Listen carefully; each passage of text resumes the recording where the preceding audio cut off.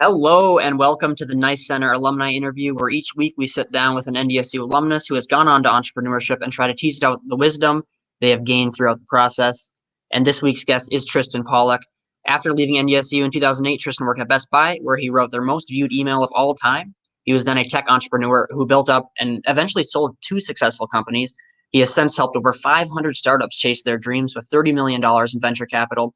He is an award-winning writer and has been featured on CNBC, Fox, Bloomberg, and NBC. Forbes named him to their 30 under 30 list, and he is currently the head of platform and community for CTO.ai, a Tiger Global and Slack fund-backed tech startup, making the lives of developers and CTOs much easier with workflow automation technology. Tristan, how are you doing today? Very good. Thanks for having me, Zach. Yeah, thanks for being on. You have been very successful, and we're very excited to learn a few things from you. So right away, I'd like you to take us through your journey as an entrepreneur and specifically what you did right out of college to set yourself up for success later on. With many of our listeners being NDSU students who want to pursue entrepreneurship, an example of someone who did it right could be very useful. Yeah. So, NDSU 2008, graduated and, love my experience up at the college, beautiful summers. Sometimes the winters could be a little cold, as people say, that's the only place that I've ever had ice. I had to carry hot water out of the dorms to unice my car door so I could get in and go to work in the morning. But that said, amazing experience. My dad had spent some time starting his own kind of design firms, but I also got some exposure to the entrepreneurship school very early on. I think early days at NDSU, and then part of that, I worked my way through college, and I also did a gazillion internships. And I think some of that stuff is like just kind of understanding your learning process and how you do you absorb information and kind of like find your path. And for me, I'm very much a hands-on, like I need to try things and do things and understand like kind of if I like that or if I don't like that. So I did a ton of internships. I worked at nonprofits and marketing agencies in Fargo, and then went back home for the summers in the Twin Cities. Then I spent time doing things there. Same sort of situation, even like interned at a radio station, did like voiceovers and stuff like that. And so, even though that part of my career never really developed and didn't end up being a disc jockey, I started spending a bunch of time, kind of right after graduation, actually like freelance marketing and through some of the design agencies, I spent a bunch of time writing copy and marketing copy and emails. And so I kind of got into this flow of like almost like starting my own like freelance agency right out of college, because I just didn't find like the right opportunity for me through traditional means, let's say like job fairs and looking at what employers were hiring, and ended up through that actually started with at bestbuy.com, and so that kind of like having some of the writing experience got me into the marketing team on their .com side, and that's like kind of helped me get a little bit on my feet. I had studied abroad my last semester, and thus had pretty much depleted the bank account, and was looking for a way to kind of build myself back up. And while I kind of explored that world, and then through bestbuy.com, I started spending a lot of time on the social impact side of things. And I was like one of the first people kind of volunteering my time with Best Buy Social Responsibility back when, it wasn't ESG, it was CSR. And it was just kind of beginning, and the expectation of corporations was just starting to, become a thing to be more socially responsible. So I kind of got into this and like the TEDx of Best Buy, and started kind of like helping and guiding some of these things internally, which then got, it piqued my interest, found something I really liked, and then met my co-founder then in Social Earth, my first startup. Yeah, that's awesome. So you said you did a lot of internships, and you really focused on experiences, as a college student. So would you say like internships and experiences are more important, like taking an internship that maybe pays less versus like taking a job that pays more, but you aren't going to learn as much about a field that you're interested in? Like, would you say definitely take the internship? Yeah, it's a good question. I think that, maybe something I could have done earlier, because I don't know, for whatever means, I think I still consider myself a late bloomer. So I think if there's a lot of things I probably could have done sooner. One is probably mentors. Just I think internships led me to have this opportunity to spend time with people who were doing interesting things. Whether for me it was kind of the social impact nonprofit side, or they were doing things in the business marketing side, and it kind of helped start develop some of my interests and get guidance in that way, even though I wasn't really looking for it. It kind of naturally came in that sense, and like kind of a friendly relationship. So I think that's a big one. I think another one, like you're saying, is like understanding where you're going to learn the most. And I would say, hands down, right? Like a lot of people described, venture capital as like your multi-million-dollar education if you raise it and you start running your startup with it. And I would say, that by and far, like I learned, the learning curve just like speeds up so much faster when you're working with something that you have to wear many hats, or you have to move really quickly and understand a bunch of aspects that at a big company you can be more siloed out.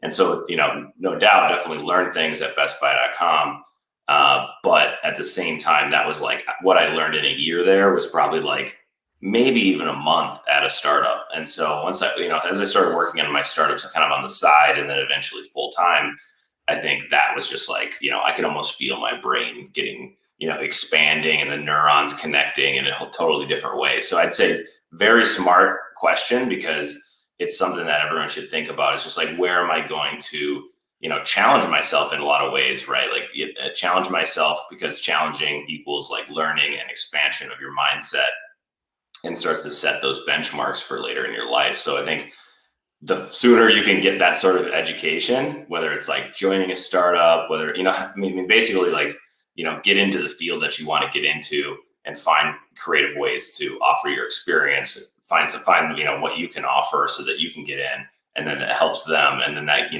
hopefully will get you in this like learning mode much sooner, as soon as you can, really.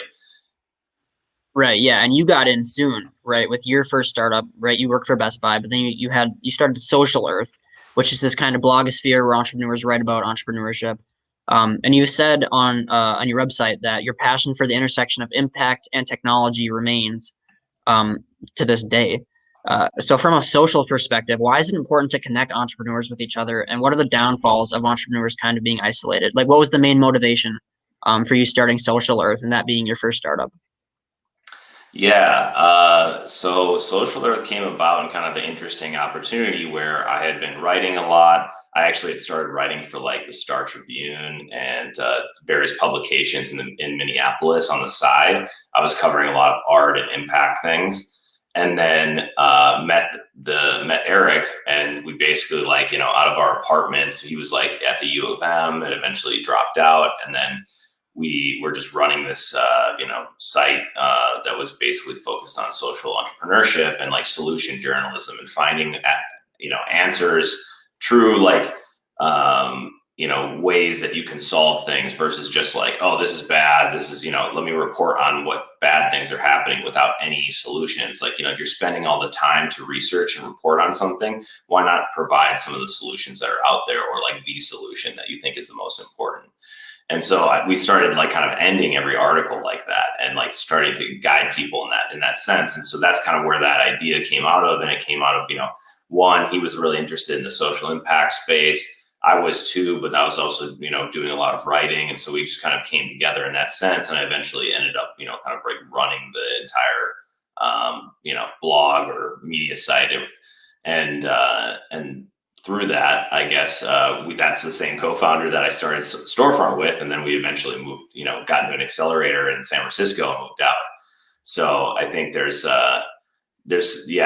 putting yourself in the right places, and like you saying, like if you are siloed out, if you're like sometimes this can happen, and really the big between cities, let's say like second tier cities like a Fargo or Minneapolis or Austin or Boulder or Seattle, there's these places. There's some stuff going on. There's some big tech companies. There's some startups, but it's just I feel like been in the last decade where people have started to, and this is why, a lot of people just say Silicon Valley got a multi-decade head start, is, people are trying to come together and help each other. And one thing that's infectious in San Francisco is just people willing to take like a coffee or a call with you. You could cold email almost anyone and get a, if you're thoughtful and, you present a good case, like you could probably get time with that person's calendar, which is crazy.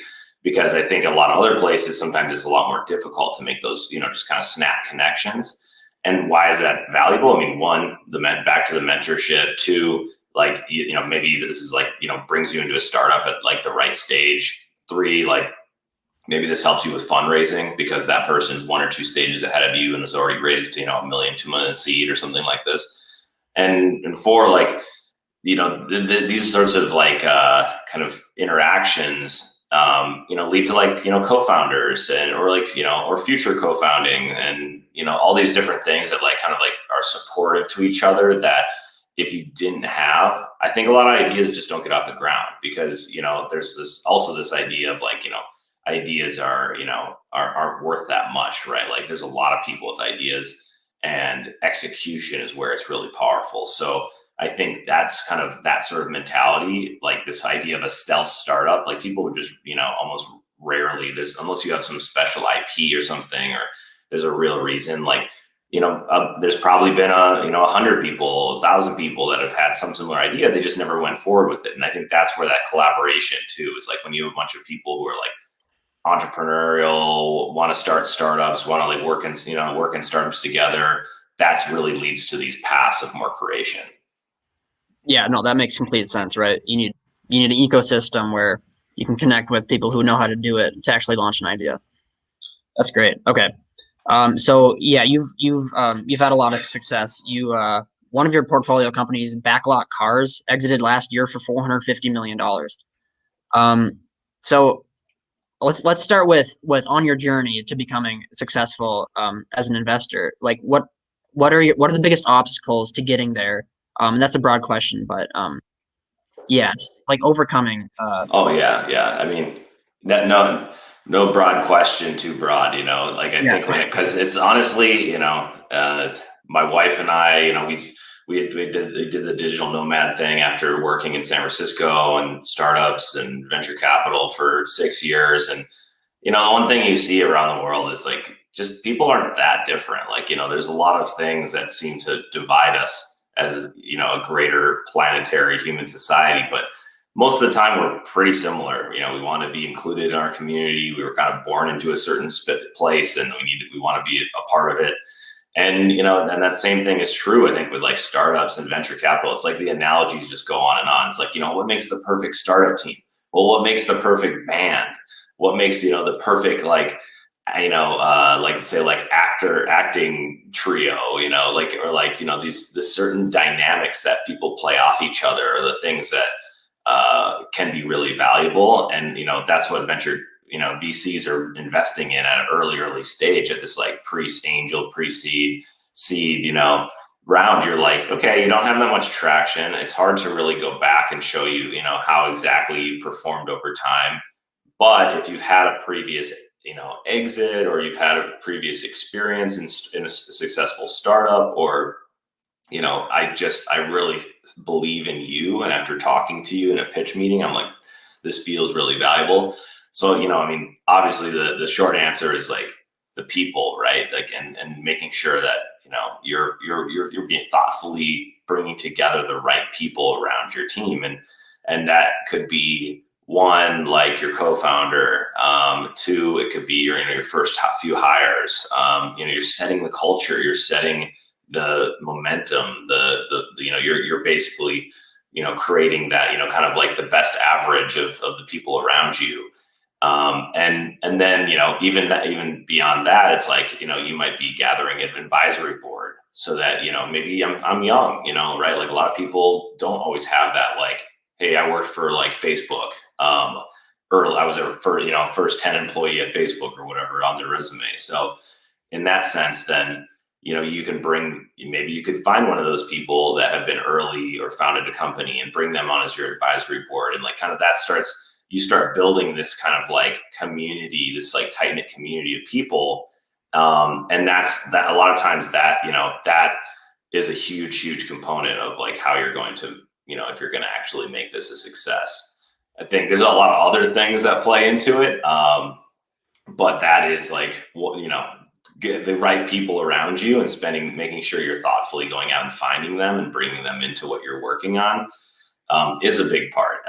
I'd say like a couple other quick shout outs would be, really understanding the space you're tackling, the technology, being willing to iterate on it.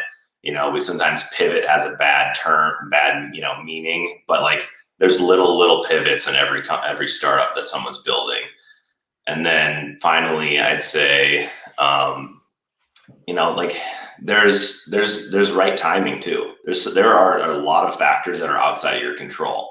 And so being okay with that, understanding like, what is trending, like what, because there's a lot of ideas that were launched prematurely, but they were great ideas. And then someone launches it 10 years later, or 5 years later, and it takes off, So understanding those trends and the dynamics and the externalities that you don't have in your control is like another important part. And then leads back to the second point of like being able to iterate and change and morph and not being too, being like a cockroach and working really hard on something and not giving up, but then not stagnating either if you're not feeling like some of these like qualitative or quantitative traction dynamics.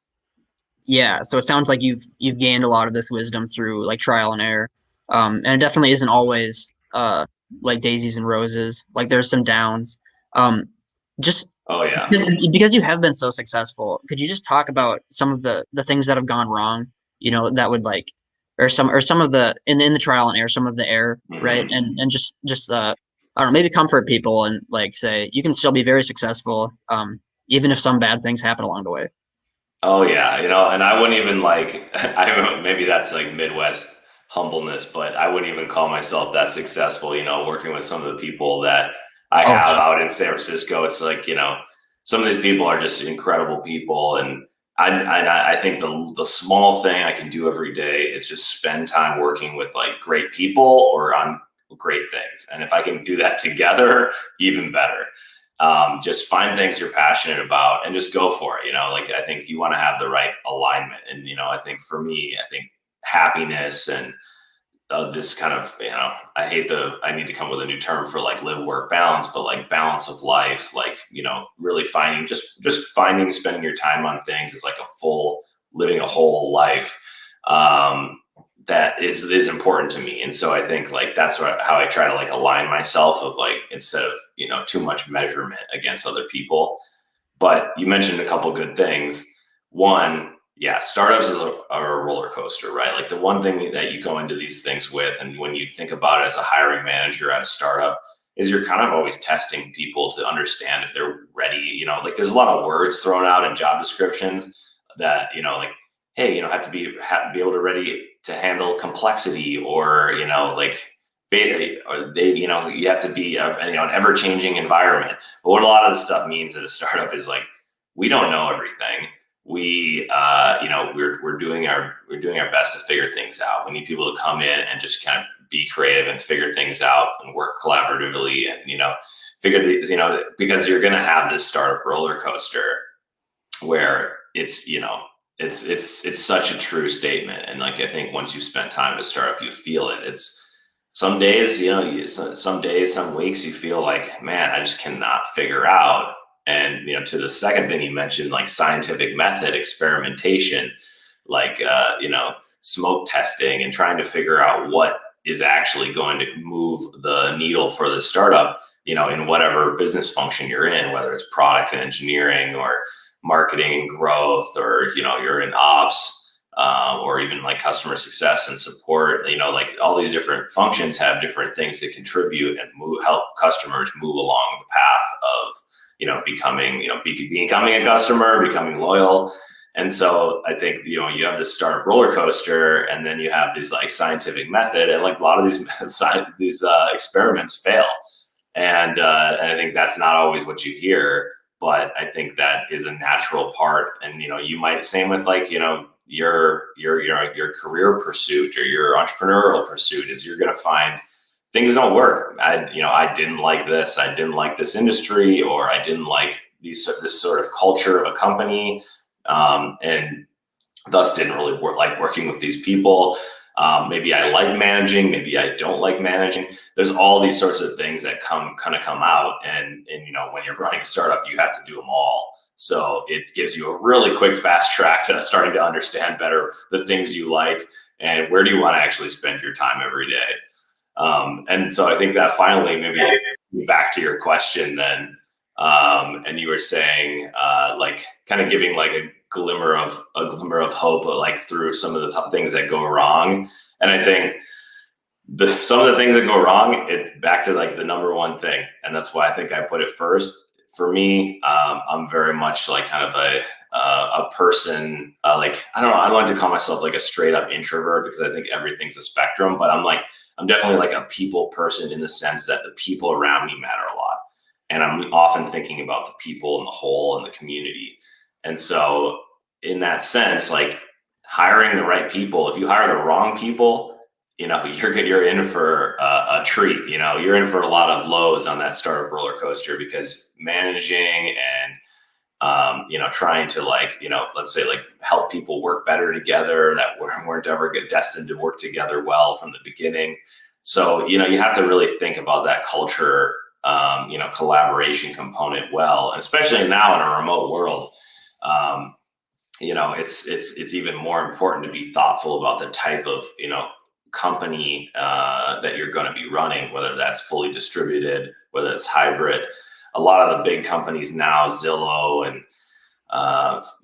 Facebook or Twitter, a lot of these guys are trying this hybrid model where they are going to probably allow some people to continue working remote, and which is smart, because they can hire smart people from anywhere. You don't have to have them living in San Francisco or Silicon Valley anymore.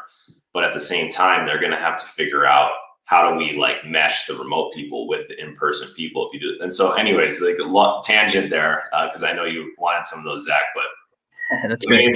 The main thought is like, I've had experience of hiring the wrong person. And even within the team, some different people may disagree if that person was the right hire or not.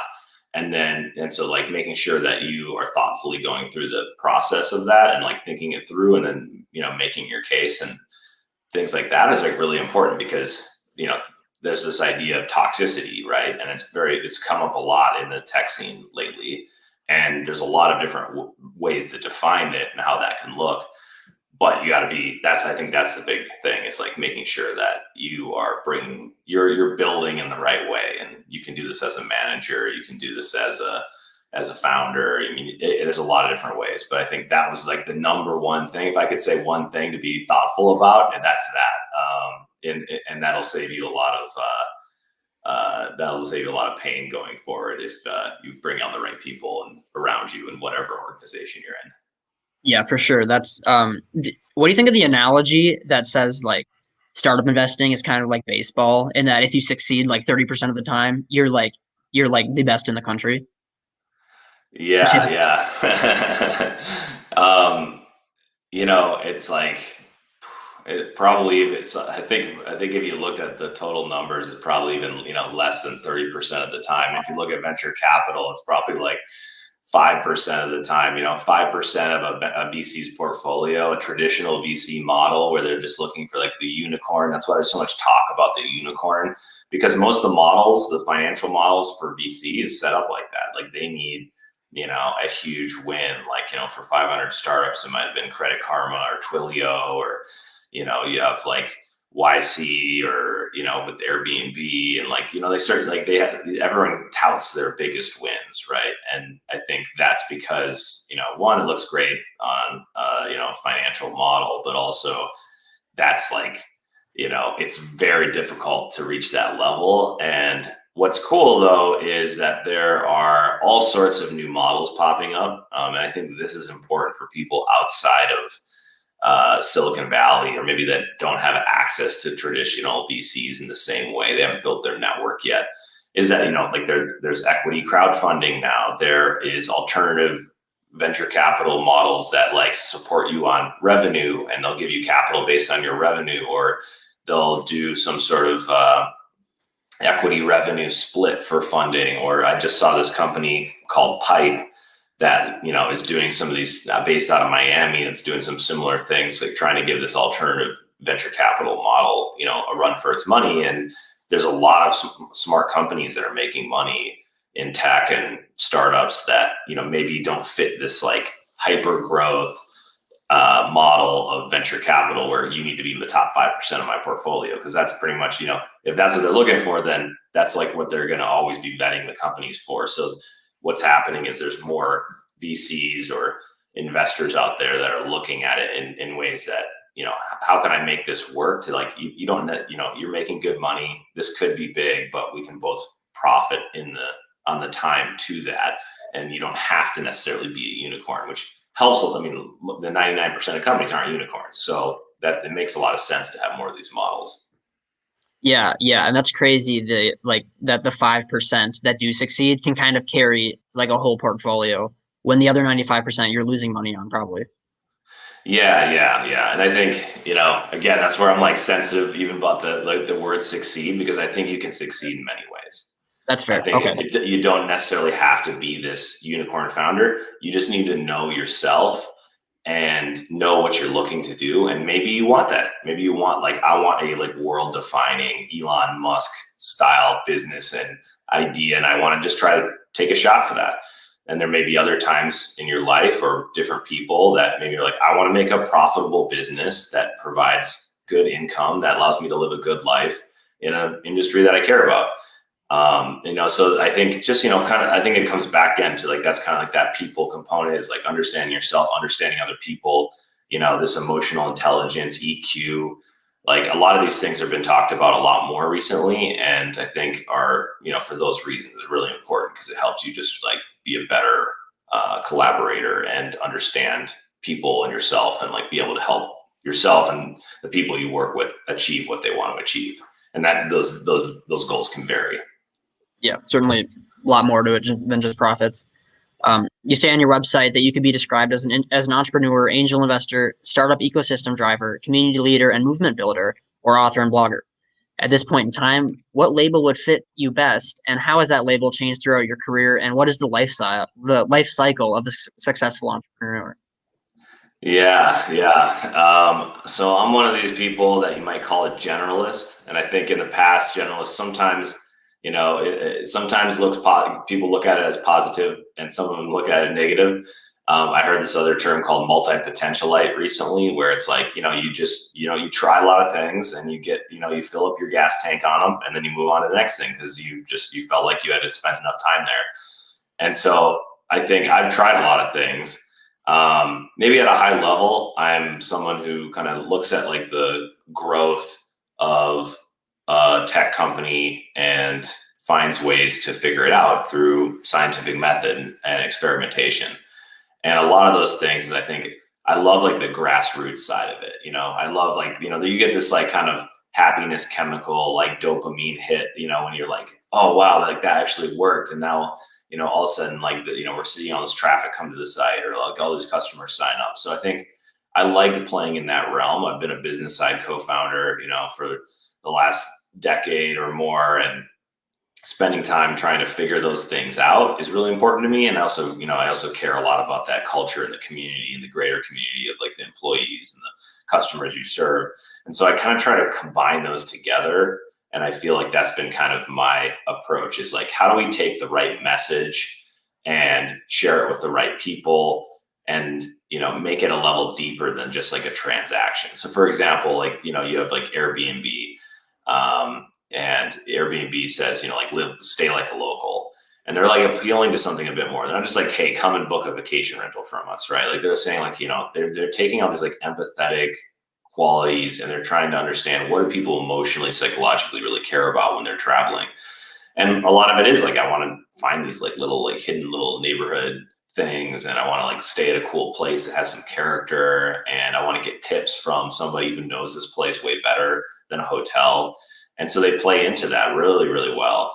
And that's kind of like something that guided, you know, Storefront, you know, my second startup that brought me out to San Francisco. It is, you know, we were like, how, you know, people don't just want to book a storefront space or a retail space. They're like trying to grow their business. They're trying to build their brand. So what are they trying to do? And like, how do we tell those stories? Hey, like Kanye West used us while he was going on his Yeezus tour, things like, like these kind of aspirational stories of like how they did it, how they styled it, things like that. So I feel like you understand like what that kind of mission or directive can be at a higher level where your community can resonate. And then you find these places of how to share it, and that could be through traditional means like PR, but it also could be through building like, Airbnb brings together all their hosts for a huge community event every year, so like there's a lot of things like you think about there that then just make the company kind of like gravitate, and it's like it starts to become an idea instead of just a business. Okay, yeah, that's sweet. So you talked about NDSU a little bit earlier and how NDSU helped you as a collegiate and beyond. Is there anything else you'd like to say? Because you graduated in 2008. So I mean, what bigger impact did NDSU have that kind of stood out compared to what you think you maybe would have gotten at another university? Yeah, that's a good question. Well, haven't spent too much time. I mean, at another university, so maybe hard to compare to an extent. But I think for me, like socially and kind of like coming of age, NDSU was really important for me. And I think that there were a lot of great people, including like my advisor, Jeff Stinson, he's now, I think, out in Washington at another university, in the business college. And, people, I think those sorts of experiences, again, I'm very much like I feed off the energy of others. And so I think those kind of mentors, those advisors, those, peers helped encourage me a lot and help me expose me to a lot of things. And especially like the people in the business community in Fargo, I think that was huge.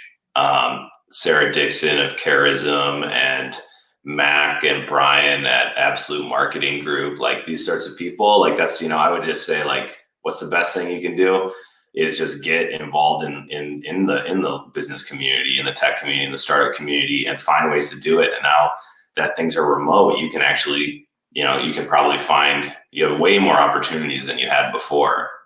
So, for like, I mean, everyone debates like the whole like internship, like paid, non-paid. I mean, I did both, right? Like I was just hungry for experience and trying to figure things out and meet people and like prove myself. So I think finding those opportunities for yourself through NDSU or through the local community or through the greater virtual community will be really imperative. Yeah, well, that's great, Tristan. Well, thanks so much for coming on today. Is there anything else you'd like to tell our listeners, maybe young entrepreneurs aspiring to get to the place that you're at eventually? What would you let them know? Just some closing words.